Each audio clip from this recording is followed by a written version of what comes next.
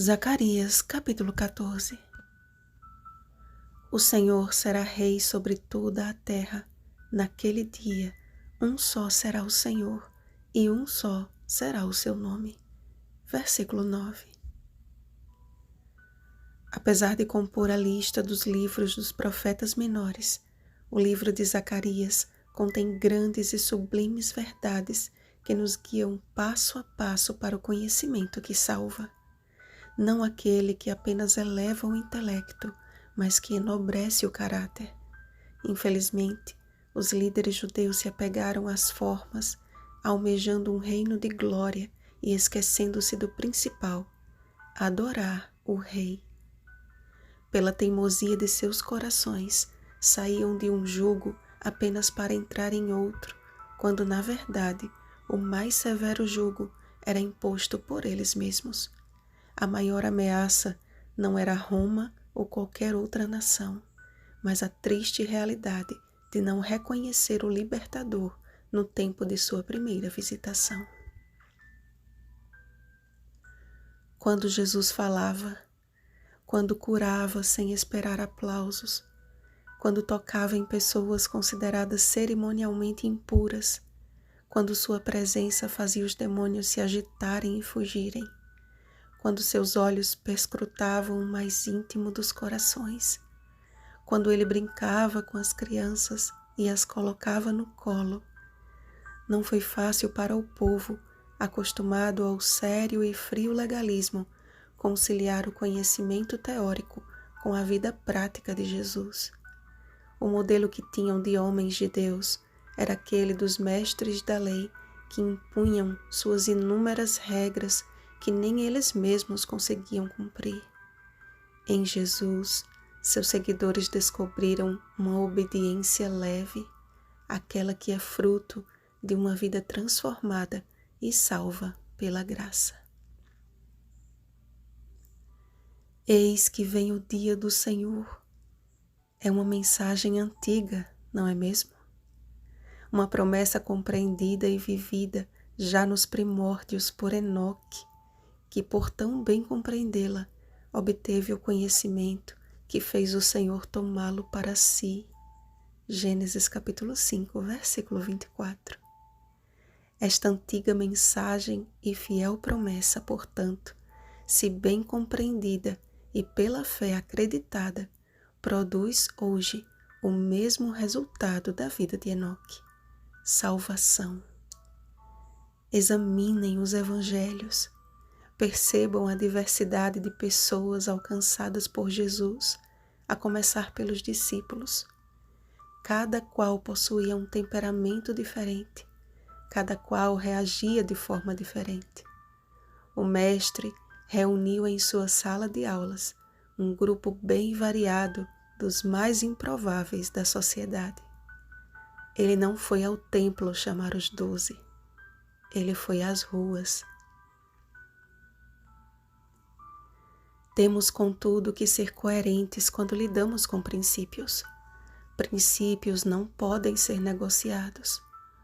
Como o caráter do Senhor é imutável e sua palavra é eterna, não podemos confundir fé com presunção. Foi por atribuir à nação judaica a salvação como benefício exclusivo e tornar públicas as obras que julgavam piedosas, que seus líderes encaminharam a nação ao opróbrio. Aquele que era-lhes como espada afiada de 2 gumes, o Verbo de Deus, João capítulo 1, versículo 1, veio para pelejar no dia da batalha, não com espadas e lanças, mas com a armadura que por sua vida e morte nos deixou como uma herança para o tempo de guerra. Leia Efésios capítulo 6, versículos 10 ao 18. Ainda que em tempos angustiosos e de expiação proféticos, Jesus nos autorizou a olhar para cima e sorrir. Ora, ao começarem estas coisas a suceder, exultai e erguei a vossa cabeça, porque a vossa redenção se aproxima.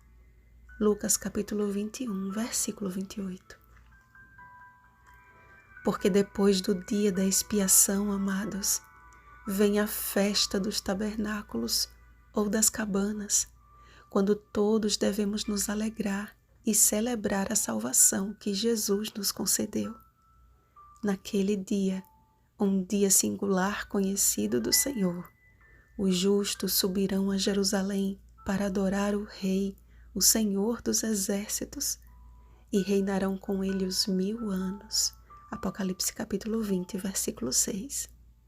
Mas os ímpios agarrarão a mão do seu próximo, cada um levantará a mão contra o seu próximo, e serão como esterco sobre a face da terra.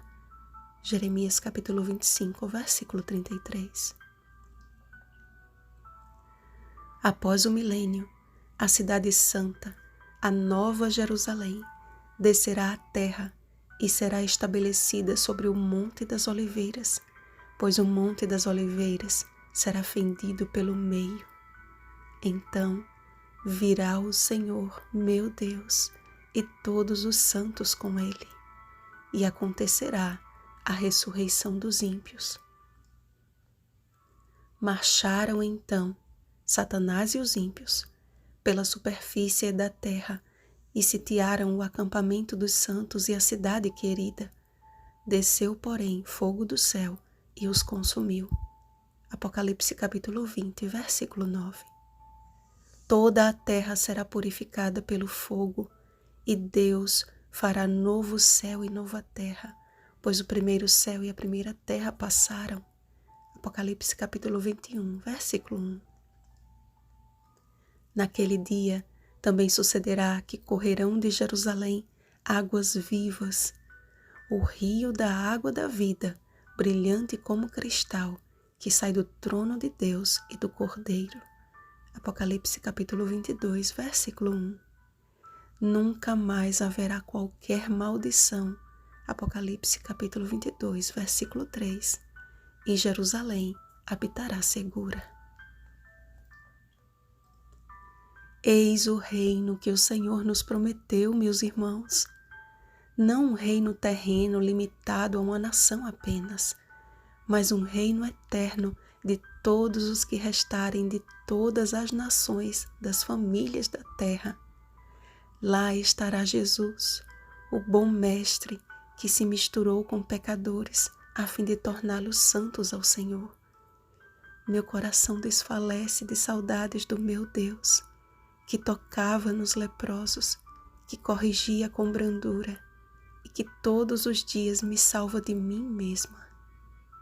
Quando o último remanescente de Jesus estiver ligado coração a coração, através do conhecimento que salva, leia João capítulo 17, versículo 3. Então, como João, o clamor de nossa alma atingirá os 4 cantos da terra e os céus como um só homem. Vem, Senhor Jesus. Apocalipse capítulo 22, versículo 2. Então virá o fim. Mateus capítulo 24, versículo 14. Vigiemos e oremos. Bom dia e um feliz sábado. Santos ao Senhor. Rosana Garcia Barros.